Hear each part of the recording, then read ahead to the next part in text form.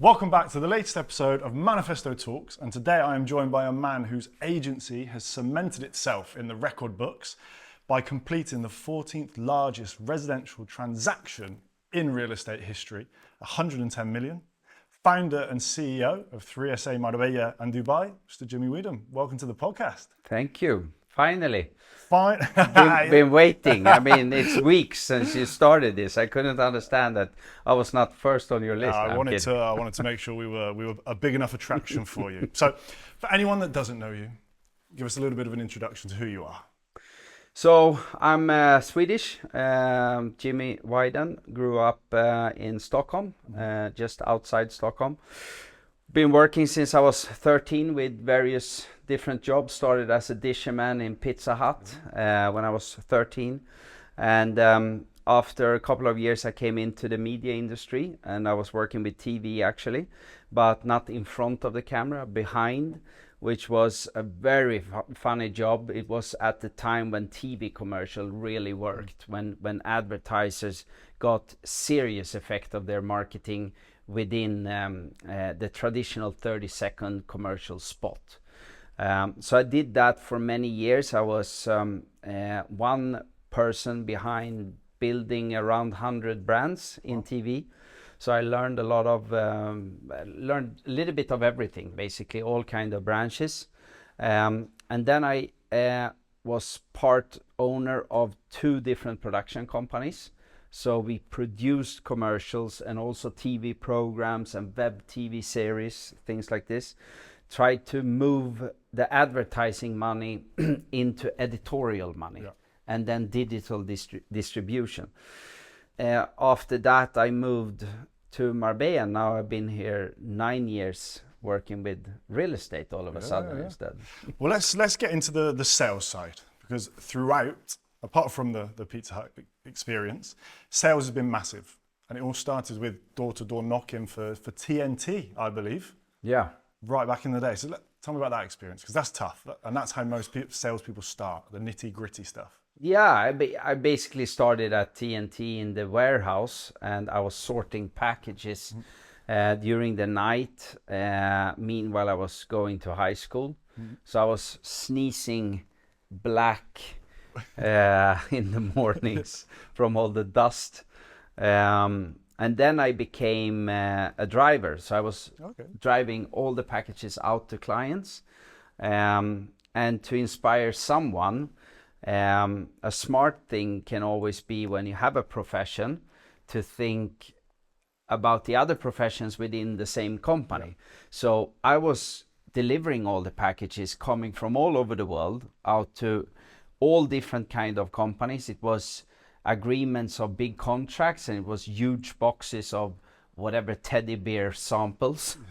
And I saw that all these companies that I delivered to, they sent packages with our competitors. So I started to write down that, okay, this company's sending packages with DHL, and this company with FedEx, UPS, etc. And after a year or 1.5, when I've been delivering all these packages and working with that, I started to pitch myself to the sales manager of TNT, and basically came with my list with prospects to explain to him that I deserve, or you should use me, or the company should use me in a sales position instead. Because I have the relationship with all these clients that I deliver to, and I can get them to change supplier to us. I came into him every Friday, and it was locked doors between the warehouse and the sales department. And I came with all these kind of delivery clothes that UPS drivers have, but it was TNT. So it was not any suit or good looking like you are today. It was the worst possible circumstances every Friday when I came there, and I was positive and I wanted to have the job as a salesperson. But after a while, like in any sales, he couldn't resist to see this list of clients, because I didn't want to show them to him if he didn't want to have a meeting. And when he saw it, he obviously understood that none of his existing sellers were thinking in this way, how to collaborate with the drivers. Yeah. So that was a little bit of a revolutionary idea initially. But in the end, he gave me the chance. And I was just 19 when I got a job as a field sales representative in TNT. They later got bought up by FedEx. And that job was quite tough. You had to do 30 customer meetings per day. Wow. No, per week, sorry. So around lot, 6, though. 7 per day, yeah. And it was a lot of knocking doors. You also had an indoor seller helping out, trying to book meetings. But you learn quite early how to handle situations where people basically say, fuck off in a nice way. Yeah. Or we don't have time right now, come back next week. So this is the thing. You in sales, receiving clients coming into a Ferrari store is not really working with sales. No. Then you're an advisor. But if you're a salesperson, then you knock doors. Yeah. Then you know how to sell a vacuum cleaner to someone that doesn't want to have a nice home that is clean. I think a lot of people misunderstand the lovely side of having leads brought to them or being given leads, because I tell you, the cold calling or knocking on doors is quite the experience. Yeah, definitely. It's tough. So how did you transition into the world of TV? Because that has played a huge role in your whole career. Really. Yeah, that was the thing. I mean, it was basically a recruitment company, you call it, right? Yeah, recruitment company. Sorry for my English sometimes, probably. Spectacular compared also to my now Swedish. Mixing Spanish, it's unbelievable complicated. No, but I saw one agency asking for a sales representative to TV4 Sport. Mm-hmm. That was a new channel that was only gonna broadcast sport, and I liked sport, so I was like, I should work here. And I applied for the job, but they didn't even want to meet me. So long story short, the national channel TV4 Original, which is the big one, huh? Yeah, in Sweden, it's the big one. They searched for a seller for only Stockholm. Okay. Because they had basically local broadcasted commercial in 30 different parts of the country. And they didn't want to see me either. But the recruitment guy, he forced basically the sales manager to take a meeting. And they had 10,000 applications and met 30 people. Wow. And I went there and I had I printed 1,800 customer meetings that I had from TNT, and I felt my CV is saying nothing. Yeah. I need to show him what I'm good at. So I basically throw these 1,800 meetings on his desk in the beginning of the conversation. I said, I know nothing about media, but if you teach me half of what you know, I know everything about closing sales. I love that. So that was my, opening pitch, and I got the job. Yeah. And from there, I did great results. I got the job as a key account manager in... quite early as well, no? Yeah, I was 23 when I got that, 21 when I got the first job in TV. And then I became sales manager for a very small division. And after 7 years with TV, I started the production companies. And I think there's a lot to be said for attitude combined with experience. I think experience is a lot, but also comes with that bad habits. I think if someone can see a young person whose attitude is amazing and they think, I could mold this person to the way, it must be similar for yourself. If you think some young guys come in, experience is obviously important, but if he's got the right attitude, it must go a long way. Definitely, and I can see myself many times in, we get around 30, 40 applications from all over the world every month, people that want to become real estate brokers in Marbella. I can see myself in many of them, but unfortunately a little bit what the world is lacking today versus in my generation is loyalty. Everyone wants the quick wins, Yeah, quick wins. They don't really want to work for it. And they don't understand the value of money in the same way as my generation and generations before mine do. So this is a challenge. They think it's just to walk in and become a real estate broker and do some reels, and then they're going to sell villas for 10 million euro. And They must look at your social media and think life looks pretty good. yeah, probably mine, probably others. I mean, we have many good real estate brokers in Marbella today, but when I moved here 9 years ago, the market was very different. It was bad marketing. It was no one doing good marketing, basically. And today you have 60, 70 agencies doing really good marketing. So today it's hard for 3SA to be a top 5 agency in our marketing because the competition is simply so good. So therefore I'm happy that we had the business plan from the beginning to be buying agency. We have a very, very good fundament of clients today, happy clients. And many of these clients, they now start to sell what they once bought, and then they buy a new one. Yeah. So our business plan was then and is today still very solid. Starting an agency today is for sure more complicated than it was when I started mine, but it was complicated then also. I think you've mentioned on multiple podcasts that I've watched to learn a little bit more about you. Your network was so important though, wasn't it? It was almost the foundation. Definitely. Yeah. And that came from the TV industry. And all these 100 companies that I was one of many responsible to build them from scratch. We basically built new industries. We built clothes online, food delivery, home online. Like, I can sit a whole day and talk about the years I had in TV, because that was the funniest job in the whole world.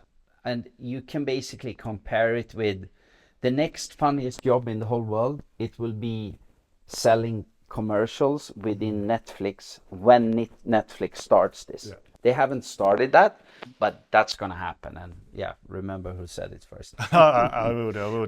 And that job will be exactly the same thing, but with the difference that you can break it down. So basically your wife is seeing a different 30-second commercial. So it's really than personalized. you. Yeah.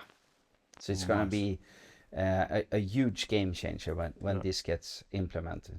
You mentioned sport earlier, right? Big tennis fan, as I'm aware. Yeah.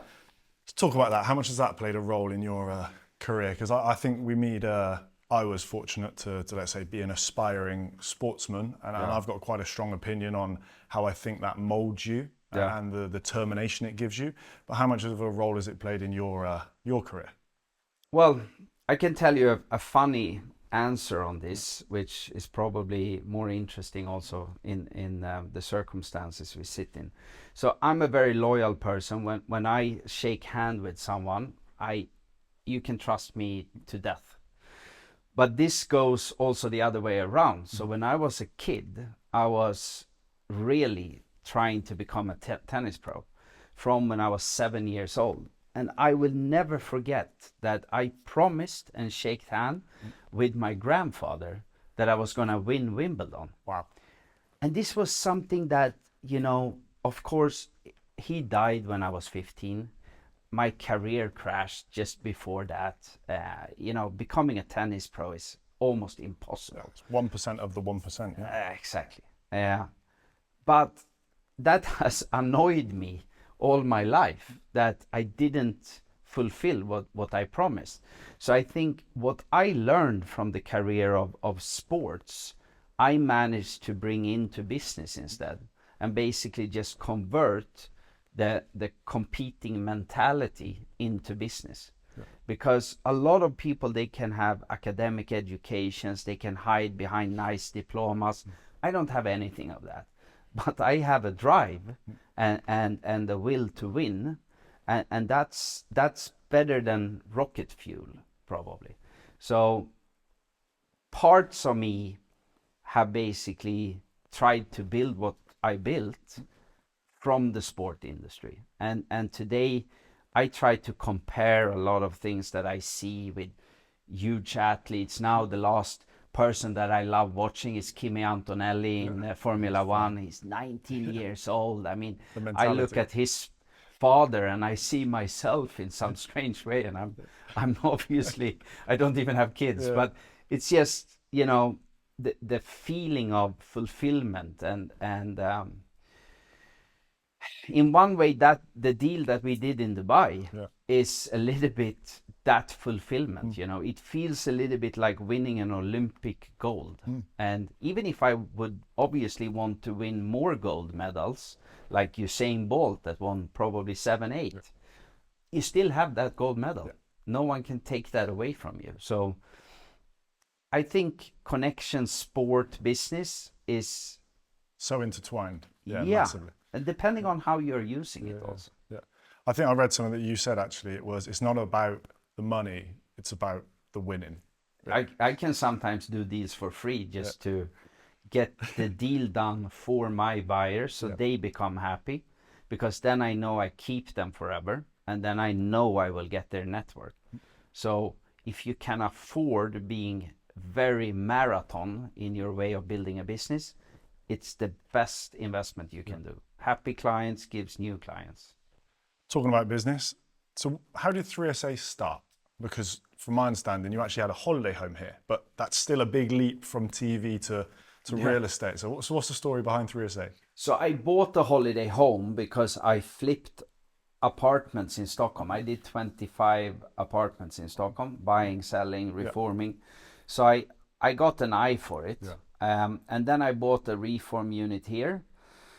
And I brought down my production company. It was a 2-bed in Señorío de Gonzaga in Nueva Andalusia. Nothing super fancy, but very cute community. And I did drone movies and everything of this apartment, which was a little bit of an exaggeration, and especially today. And back then, no one here even knew what a drone was. It was basically signs saying "Se vende." So that kind of marketing, 2016, was revolutionary. And the apartment was fully booked instantly just through my network on social media. And then I started to realize that, wait one second, if I showed the life down here with nice lifestyle movies, as I called it, show them the beach, the paddle clubs, the golfs, the restaurants, and broadcast that distribution online through my network, I should be able to sell properties here. So I did a business plan based on knowledge of marketing, not necessarily knowledge of properties. And I had a plan to try to move people's life quality from one place to another. So basically that's the thing. We still follow the same business plan. I'd say lifestyle is so intertwined in 3SA's DNA. It's not really I think looking at the early days, it's not really house tours. It's about presenting someone with the lifestyle they could have almost, isn't it? Exactly. I wanted even more then to show families, which is our core client, how they could wake up a Saturday instead of going out to the car where I'm from, Sweden, start taking away the frost on the window and then drive the kids to the hockey, stand there and freeze. You know, it took a little bit too cold jacket this morning also. It was not the Canada Goose one, it was, you know, the cheap one. No, but I'm basically continuing on that track. We try to do the same thing now also, but lifestyle marketing as a word was something that every single agency started to copy. So now you basically can't use that word. So I started to say life quality instead. And now we can see that people start to, wow, now they say life quality. Let's copy that instead. So, you're a real estate agency, but you very much kind of lean on that relocation agency, don't you? I think that's the big theme.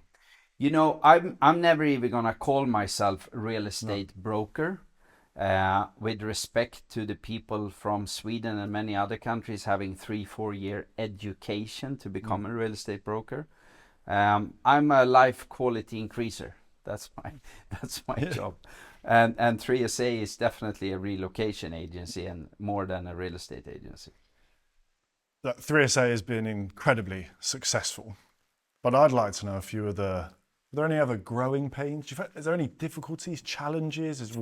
All the hiccups? Yeah, come on. Let's Well, a few little insights into the hiccup. That's going to be 3 episodes of this podcast. Yeah.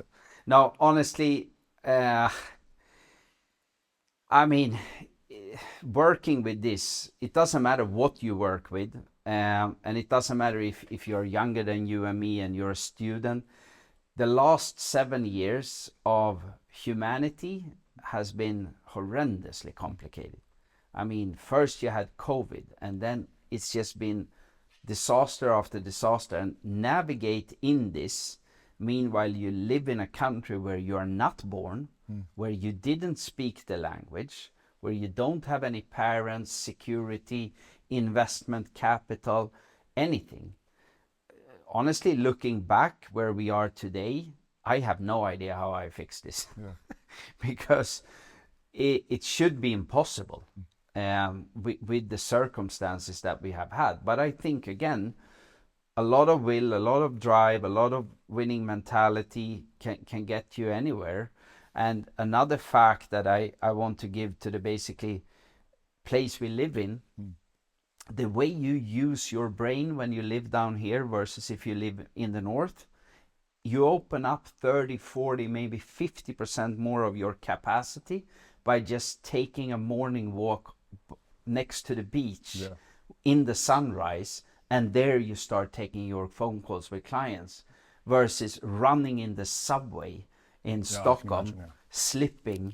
It's a tough way to start into the day. The snow. It's tough way. I mean, it is night and day, and if it wouldn't have been in this environment, would definitely not have succeeded with anything, because the competition in this industry is also unbelievable. Swimming with sharks. Yeah, and today it's more sharks here. Yeah. When I moved here, it was very few sharks.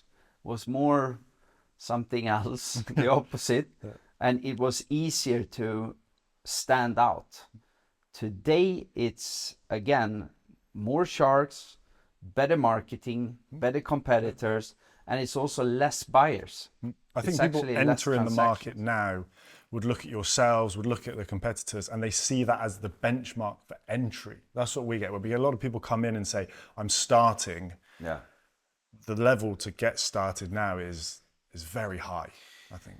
To be honest, if you don't have a very, very big phone book with a lot of rich people that you have a relationship with, that you think will trust you, I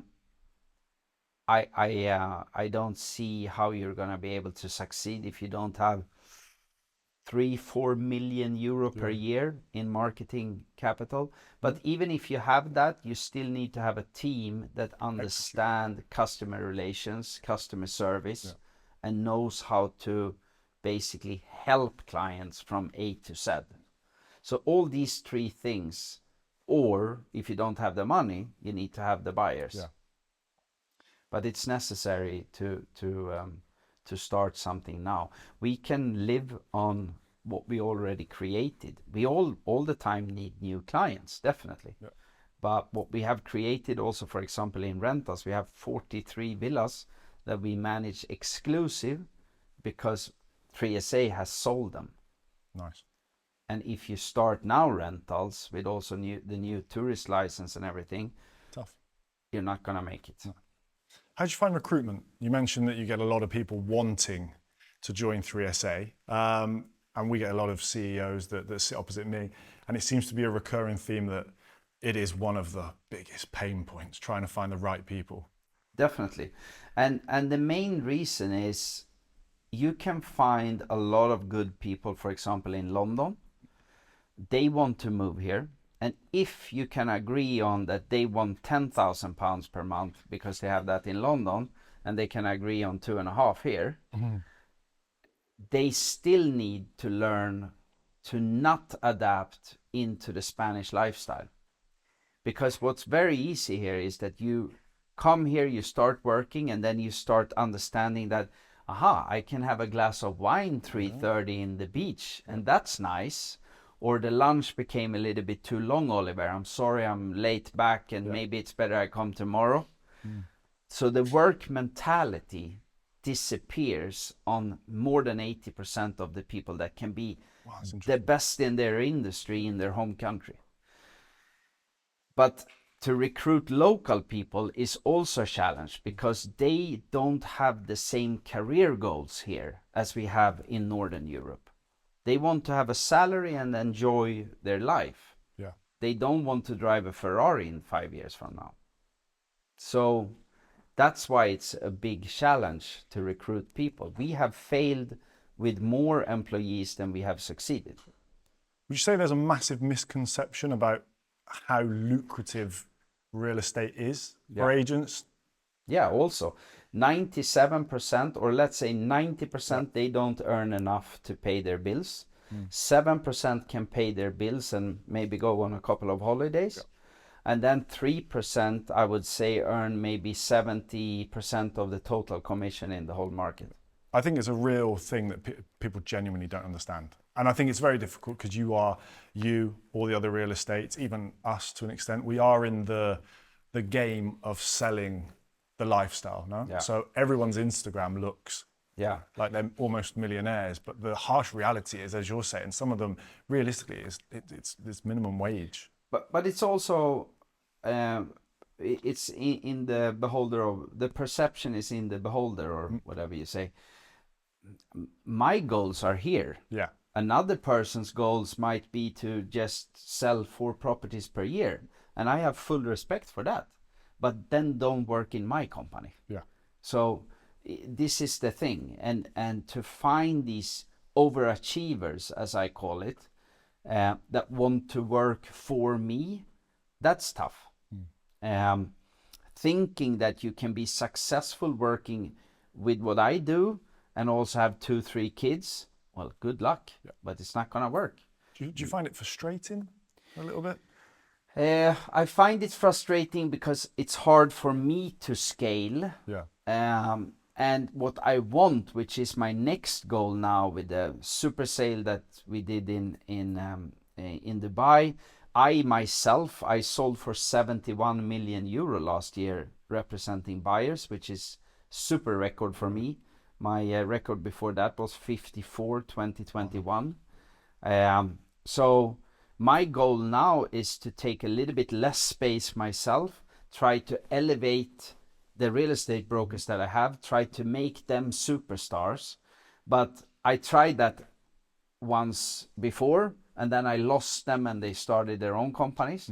So now the difference is that I need to do the same thing that I did before and push them, Right people, yeah. and build their brands within 3SA, but then keep them. Yeah, which is tough. So I need to learn from the mistakes I did before, and I think I know what I can do better, and let's see, because otherwise you're never going to be able to scale. And then it's better we lower the scope. We can move into your office here, we share instead, and then we are 6-7 people. Because I in one way I wouldn't mind, but if we are going to be able to continue to grow, I can't grow without having superstars around me. Talking of growth, Dubai expansion. When did that happen and why? Why Dubai? So Dubai was in the plan already 2016, 2017. And we started in 2022 in January. We had a lot of bad luck. You can't imagine. But back to your question, like what's been the hiccups? Well, that's 3 episodes. But we lost a lot of deals where we even have 10% paid on the palm, and 10 million euro, 20 million euro. And the buyers pulled out and other things happened. So we had a lot of bad luck the first 2 years. And then again, it's about finding the right staff. I had the wrong staff in the beginning. And now we have a small, very good team. And for a while, we did a huge effort trying to scale. But I realized that if we are going to scale, we need to be minimum 25 brokers and then 7-8 admin staff around, two content producers. Otherwise we stand no chance. So what I've decided now is that we are going to be a sniper agency, a boutique agency in Dubai with as low running costs as possible, with the focus on getting the leads from Marbella. And that will make us unique in Dubai. I think a lot of people, me being young and ambitious, I think everyone can fall into the trap of bigger, no? But I actually think it's a calculated decision to actually look at this and go, actually having a lean running agency is actually a superpower.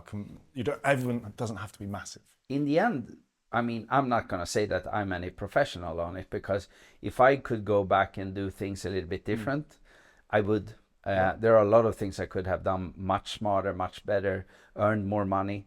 But in the end of the day, I'm not in it for the money. I'm in it for the long run, in the marathon of trying to be very good in what we are doing. And but just the fact that, you know, most people don't look at the competition before they start.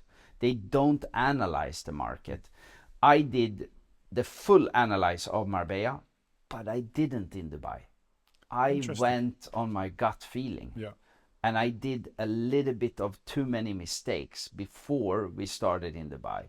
Like, I didn't, for example, realize the differences in commissions, in sales processes, and things like this. And it's a completely different market. And also the only thing actually similar between Marbella and Dubai is the sun. Everything else is different. Yeah.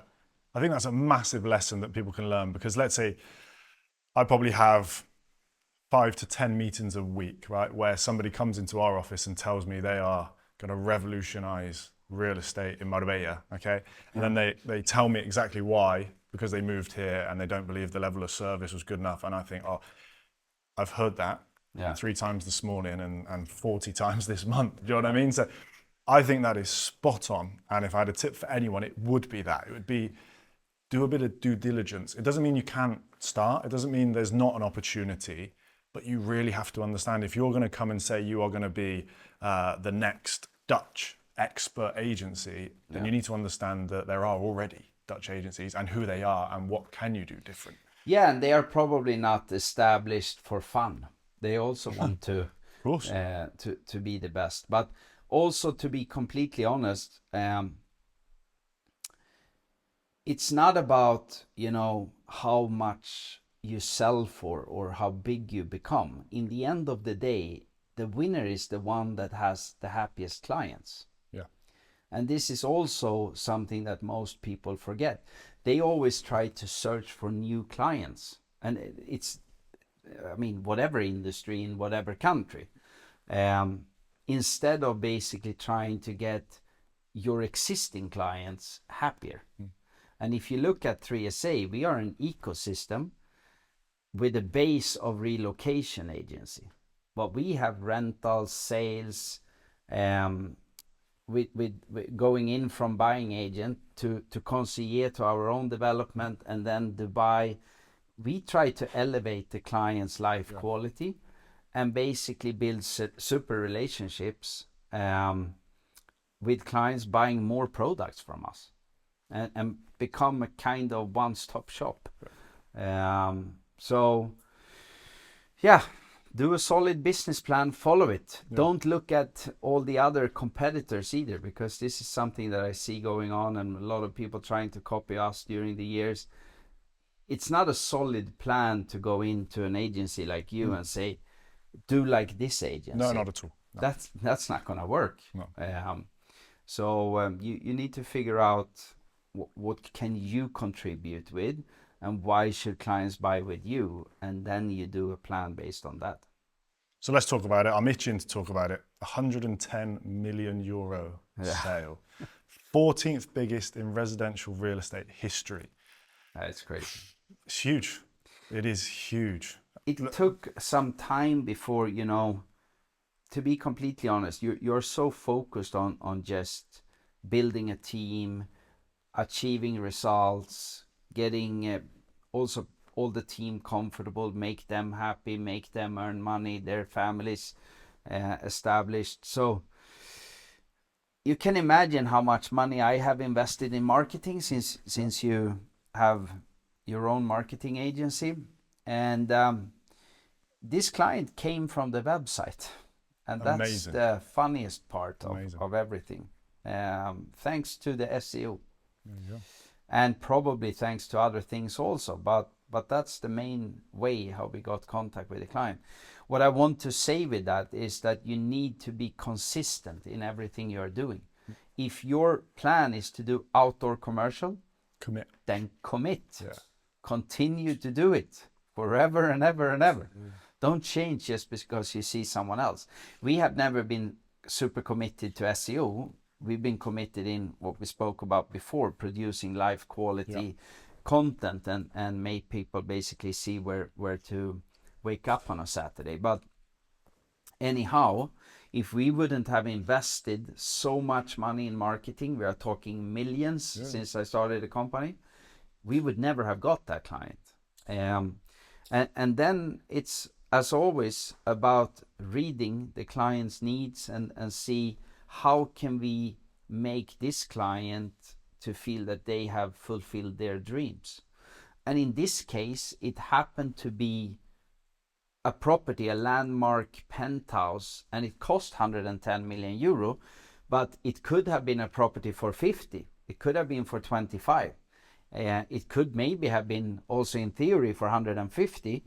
But so it was not about the budget in the end. It was about securing a landmark asset and achieve something that is unachievable on paper. Was there must have been a nervy moment. There must have been, oh, this is the day they sign, for example. I mean, what the feelings? I mean, I was actually on hospital in Quirón with a stress attack in my stomach when the buyer signed. My broker in Dubai texted me and said, now it's signed.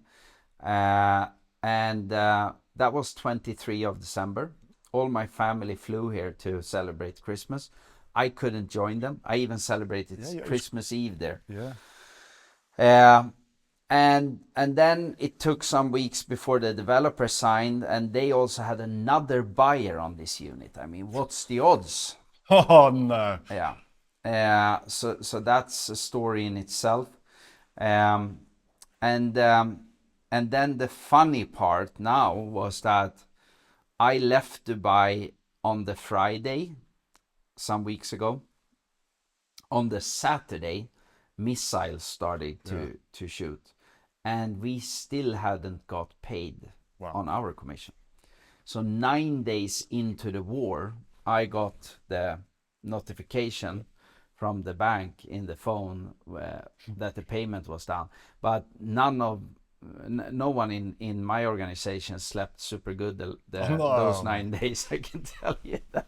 Dear my Lord above. So I mean, of all the stress things, hiccups, I mean, people don't understand how complicated it is to run. It's complicated to run whatever company, but real estate business outside your own home country and in countries, people don't have to buy real estate in Marbella, right? It's luxury. No one has the knife on the throat that you have to buy a penthouse for 110 million euro. It doesn't work like that. No. And none of our clients grew up in San Pedro, and now they are waiting for a third kid, so they have to have a mansion in Zagaleta. That's not the process. No, it's not. So it is very stressful, this job, but also missiles getting shot, that was never in it's never in the script. No, it's like I had crash course scenario, SWOT analysis, everything that was nowhere. What do you think the near future holds for Dubai? Because it's something we've got to talk about. It is obviously a difficult situation currently. There are 3 outcomes from this. The best one, which I don't think personally will happen, that would be if these ayatollahs got obviously removed, Yes. and that old Persia gets back their country, they get their flag back, Yep. they get their government back, they get some kind of democracy. If that would happen, all Middle East will go sky high and become the place to be. Yeah. The most likely outcome is that they sign some kind of nuclear agreement and the Ayatollah's son take over. Yeah. And after being in the shade of his father for 56 years, Yeah. I don't think that's better than the one that were sitting on the throne from the beginning. No, I think there's an argument for worse. So I think that's just basically gonna postpone this for 50 years more of the same issue as we had a month ago. So then Dubai will just go back to normal. Basically, it will still be super attractive with no taxes and the life quality there, the security there. One thing that Dubai has proven that no one basically talks about is you still don't get robbed there. No. And they also now have shown that they have the best defense system in the whole world. So it's kind of annoying when these things happen that you see how many people that loves to hate Dubai. Of course, yeah. I mean, there's a big pile on at the moment. they haven't done anything wrong. But in fact, the way they've handled it with paying for people's hotels, etc., Exactly. and I it would mean, take 9 months for any other country to organise that. it wouldn't never happen in Sweden. So, but if you look at the actual situation right now, it's obviously good to have a real estate agency in Marbella instead of maybe Cyprus, because a lot of people comes now to Marbella and rent from us. But what many Marbella agencies think and hope is that now we are going to sell 10 million euro villas here. No, you will not, because no one will move to Spain and start paying 65% tax when they have zero in Dubai, just because a couple of missiles has been interrupted. That's not how it works in geopolitics and big decisions for families. Moving from London to Dubai, you live in Dubai for 2 years, the kids are in school, and now you think you're going to move to Marbella permanently? That's not going to happen. So you don't think that Marbella and Dubai compete? No, It's for different reasons. Absolutely not. And the main reason of that is Marbella doesn't have the service as Dubai has. It has no security at all compared to Dubai, and it has horrendous taxes versus Dubai. So it's absolutely huge difference. The only thing that you can see in maybe Marbella that is likewise with Dubai is it's very good schools. Okay. And the sun is shining. But other than that, the differences are enormous. It's a big city with 3.7 million people and a lot of car queues. Yeah. And Marbella is a small little paradise where you basically take your bicycle everywhere you want to go. So we always put out to the podcast community a few questions, okay? And I've got a few here. Let's see how we get on with them. It's an interesting one. Out of the Marbella competitors, is there anyone that you see that you go, do you know what, I like the way they operate, or I like the way they market themselves? Yeah, out of your competitors. I mean, the honest answer today is that I see, like I said, 60, 70 agencies doing very good marketing. But I've never really compared 3SA to anyone else. And to be completely honest with our ecosystem and our way of working, I don't see that we have any full competitor doing what we are doing exactly. But I can probably highlight 3, 4, 5 agencies that I think are doing a very, very good job without mentioning them. I love it. But to be completely honest, you have 60, 70 agencies doing good marketing today. And I'm happy and also proud that the whole market have evolved into this better way the last years. How do you post so much consistent content? Because your Instagram is a machine. Yeah, it's unbelievable. And I do it myself. This is the thing. A lot of people think I have an assistant. Yeah, I would say that. I'd think, you just let them log in and. It's just in the backbone now. Like any moment I see, I catch. The problem with it is that I don't live so much in the moment myself. So I basically try to create moments for my clients to see through me how they can live. So sometimes I just put away the phone and I'm with my fiancée and our dog, and I try to be in the moment. And when we go on holiday, I actually try to just leave the phone. But I see Marbella and Dubai in particular, I see that as my income source. My job is to show others how their life could look like. My job is not to walk on the street here and enjoy the boulevard in San Pedro. This one's from me, right? And yes, some people may think superficial, but it's a big thing. What was it like to finally buy your dream car? Because it's a big deal. Yeah. It must have been a big moment. There must have been a real realization of... So, I mean, my first word was car. It's in Swedish, bil.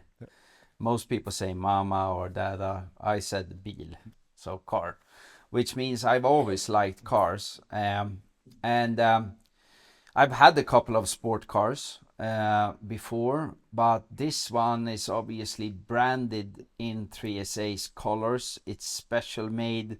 It's one in the world.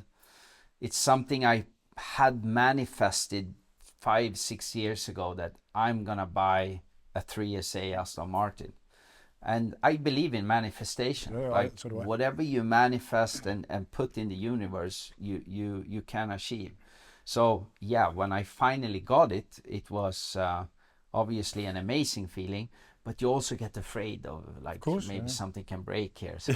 Yeah, but the bills are bigger. But but I mean, it's super cool, and I love it, and I don't think I will ever sell it, since it's only one in the world, and I hopefully I can earn money so I can buy another one day, but I don't see myself selling that one. I think my kids will take it over or something.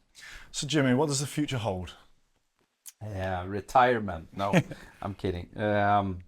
But to be completely honest, like I see so many of my clients, and I've seen during the years, and I mean, Marbella is a fantastic place to live, and I see how they enjoy it. I mean, I do my best also. I work out in the morning, I try to play tennis, I never have time to play golf. But at a certain point, it would be amazing to become a dad and to have time to be with the kid. So to be honest, like what I see in the near future is hopefully to create a family, and hopefully to see that the team is evolving now. We have a very, very good team. We haven't had this good team since 2021. So I hope they now really put on the suit and fill up this and do the best they can to build themselves within the company. I'm not saying that I'm going to take a step back, but I have 6 full-time jobs today, and I've had that for 9 years. Just being an owner is a full-time job. CEO is a full-time job. I'm also a real estate broker full-time, and I can continue. So I basically have 6 full-time jobs, and that's not going to be sustainable. So in the short-term perspective, I hope to get the team to become the superstars, and me to be a little bit more CEO and a little bit less real estate broker. And a little bit more time. In the long-term perspective, I mean, taking over the world. No, no, I don't have the energy for that. Actually, we were supposed to start 3SA in a 3rd country. Okay. But I don't see that happening. I mean, it's too tough with 2. You need 24 hours per country. So I'm already down on 12, let's say. Cutting that to 7 or 7.5, it's too tough. It's but it would be cool to maybe one day start in another country, but it must be some kind of franchise solution. And that's not bad. If someone is interested to franchise 3SA, let me know. Send you an Instagram message. You see, I couldn't go away from without selling something. doing something. My final question is, what inspires you? Because you're one of the most driven people that I've ever met. So thank you. what's behind that? Sports stars, definitely. I mean, I love watching sport and see how sports stars achieve things. And my father was a big inspiration for me when I was a kid. He was one of the persons that implemented basically internet in Scandinavia. But unfortunately, he lost everything he built up when the IT bubble crashed.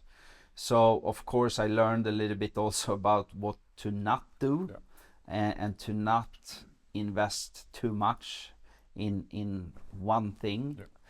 One of the reasons maybe why we are so divided, maybe we don't sell a lot 1 month, but we have a lot of rentals, or we have a lot of projects in the development. So, but in general, my inspiration comes from people that are much better than me in anything they do, and I read as much as I can about successful people and try to learn every day new things from other people. And I believe that you can learn also a lot from people that maybe live on the street, if you understand what I mean, because you can learn how they ended up there. But a lot of people, they are not open-minded for this mindset. They always look maybe on Elon Musk, but don't do that. Look at... You're a lot closer to the person on the street than Elon Musk. Yeah, definitely. And